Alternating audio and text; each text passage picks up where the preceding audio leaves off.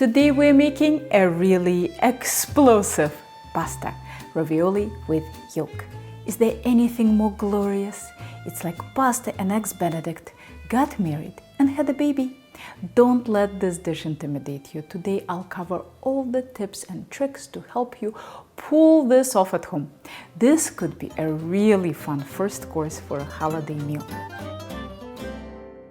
Since I already have a Swiss chard ricotta ravioli that covers everything in typical Helen Rennie detail, today's video will focus on how to get a yolk inside the ravioli and what changes you need to make to shaping and cooking. The link to the video that covers the dough, the filling, rolling, shaping, cooking, and the sage butter sauce is in the description below.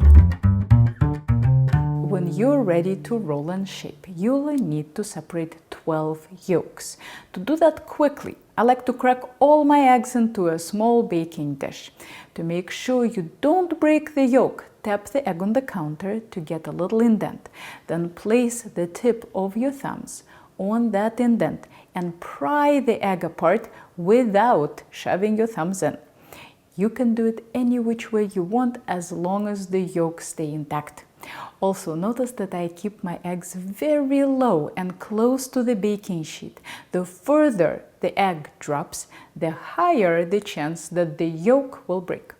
When all the eggs are in, set a bowl right next to the baking dish and pick up the yolks with your fingers from both sides.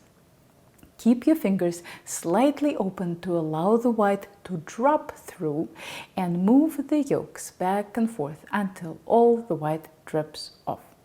Most people separate eggs by pouring the egg between the eggshells, but I don't like that method because eggshells are sharp.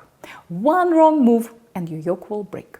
But your fingers are soft, so they pose way less danger to the yolks. And yes, I have seen the old YouTube trick of sucking up the yolks with a plastic bottle. I find that 1 in 5 yolks breaks for me using that method, but when I use my fingers, it's extremely rare for me to damage a yolk. The easiest way to either store or dispose of the whites is to pour them into a Ziploc bag. The only obvious thing to make with this much white is meringue. To some people that's resourceful. To me that's eating a ton of unnecessary sugar, so I don't keep the whites. Sprinkle your work surface generously with the rice flour and roll out 1 ribbon of dough. Keep the rest of your dough wrapped up so that it doesn't dry out while you are filling the first ribbon. Place it on your prepared work surface and be careful not to get any flour on top of the dough. We want the underside to be as non-stick as possible. That's why we are using the rice flour. But if we get the top of the dough to be equally non-stick, we won't be able to seal it. Place 40-gram piles of filling on the dough, spacing them 2 inches apart. 1 ribbon fits 3 giant ravioli for me safely, sometimes 4, but that's a stretch. Roll the filling into balls and then make an indent in each one with your fingers. You want a relatively deep indent so that the yolk stays safely in place.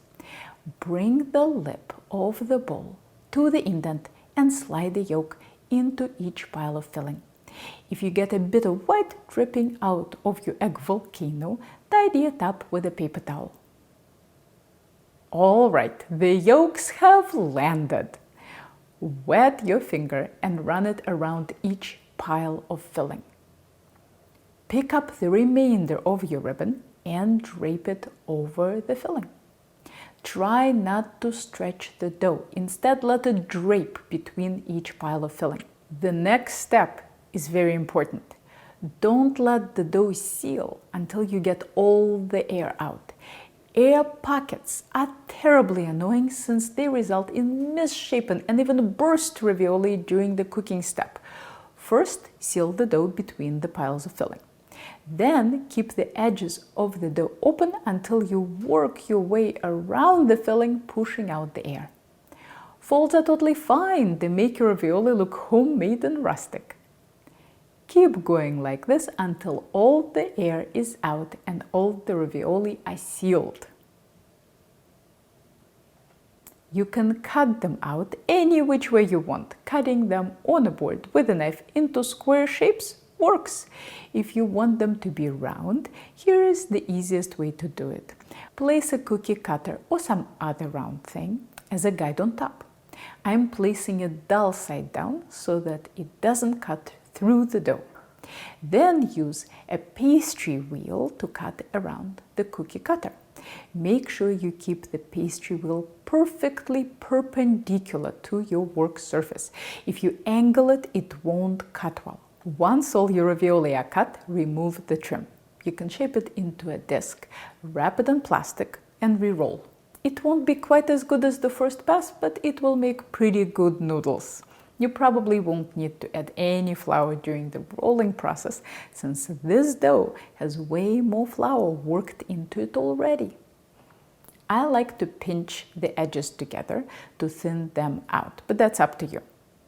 Now let's talk about what to do if a disaster were to strike and the yolk were to break. Oops. Okay, don't panic.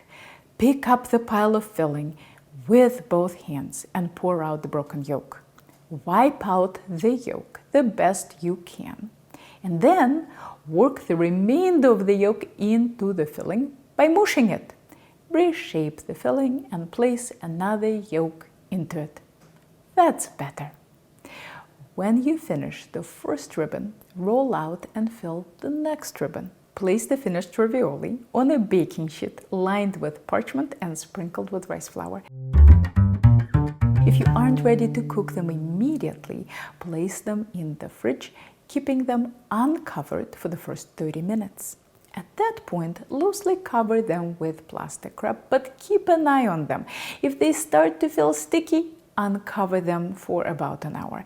If they start to feel dry, cover them back up. They can stay in the fridge for about 6 hours. The recipe makes 10 to 12 ravioli, depending on how big your bunch of chard was, how much water you had to get out of your ricotta, and how much snacking you did while making ravioli. I mean, it's a very tasty filling and hard to resist. Before you cook the ravioli, prepare your sage butter sauce. Bring a large pot of salted water to a boil. I strongly recommend that you cook one ravioli as a test. Technically, when it's one, it's probably raviolo, but I sound like some sort of language snub when I say that, so I'll call it ravioli. And yes, I realize that it's not grammatically correct in Italian. This is our dry run to figure out how long to cook them, because it depends on the exact thickness of your dough and how you like your dough and your yolk. Once I got the boil back, I turned down the heat so that the water was simmering gently. I gave it 4 minutes and it worked well. The pasta was still toothsome and the yolk was completely runny but warm. Since I have to eat this one, I might as well put a little sage butter on top. Now that we know how long to cook them, we can cook the rest. Keep in mind that you only want to start your timer when the water comes back to a boil. The more ravioli you put in the pot, the longer it will take to get the boil back, and you don't want that to throw off your timing. If they stick out of the water, you can cover the pot and lower the heat. Stand nearby with a mitt, since the water could potentially boil over, and you should be ready to lift the lid quickly. Once they are cooked, coat them with plenty of sage butter and fresh butter.